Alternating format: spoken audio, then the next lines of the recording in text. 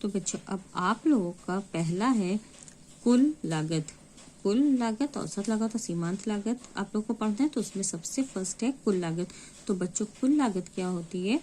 देखिए, किसी वस्तु की उत्पन्न की गई समस्त इकाइयों की मौद्रिक लागत का योग कुल लागत कहलाता है। इसका क्या मतलब हुआ कि कुल लागत वे लागतें होती हैं जो स्थिर और परिवर्तनशील साधनों पर खर्च की जाती है। यानी कि कोई भी काम किया जा रहा है तो उसमें जो स्थिर साधन है जैसे भूमि है, भवन है, मशीन है, ये सब है, और परिवर्तनशील साधन है जैसे कि श्रमिक है, कच्चा माल है, मजदूरी है, तो ये सब जो है इन सब पे जो खर्च होता है वो कहलाता है कुल लागत।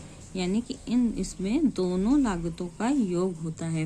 यानी कुल लागत कौन सी लागत होती है? जो स्थिर और परिवर्तनशील साधनों पर खर्च की जाती है।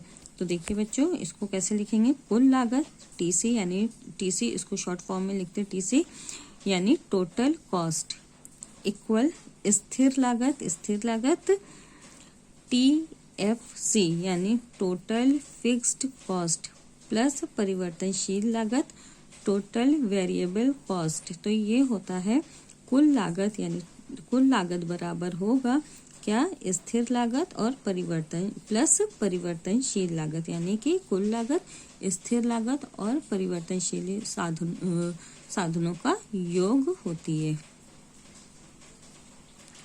यानी कि बच्चों कि जो स्थिर और परिवर्तनशील साधनों पर खर्च किया जाता है उसके योग को कुल लागत कहते हैं। सेकंड है बच्चों औसत लागत।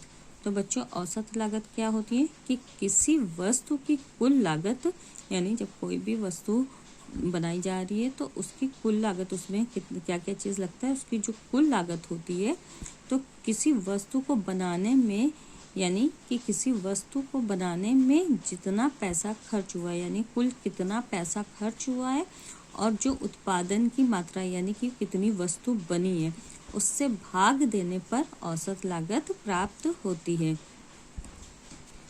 तो बच्चों औसत लागत क्या हुई कि कोई भी वस्तु जो बनाई जा रही है तो उसमें कुल कितना पैसा खर्च हुआ है और जितनी वस्तु बन रही है दोनों को भाग देने पर औसत लागत प्राप्त होती है। तो बच्चों इसका फार्मूला कैसे लिखेंगे? औसत लागत बराबर कुल लागत अपॉन उत्पादन मात्रा। कि इसको ऐसे लिखेंगे कि औसत लागत AC यानी एवरेज कॉस्ट इक्वल होता है कुल लागत होती है यानी TC टोटल कॉस्ट अपॉन उत्पादन मात्रा यानी Q। तो AC इज इक्वल टू हो गया TC अपॉन Q। तो ये था बच्चों औसत लागत। उसके बाद आता है बच्चों सीमांत लागत। तो सीमांत लागत क्या होती है? अंतिम इकाई की लागत। तो बच्चों ये क्या होता है अंतिम इकाई की लागत? कि वस्तु की एक अतिरिक्त इकाई, कोई भी चीज बनाई जा रही है तो एक अतिरिक्त इकाई बनाने में जो कुल लागत में वृद्धि होती है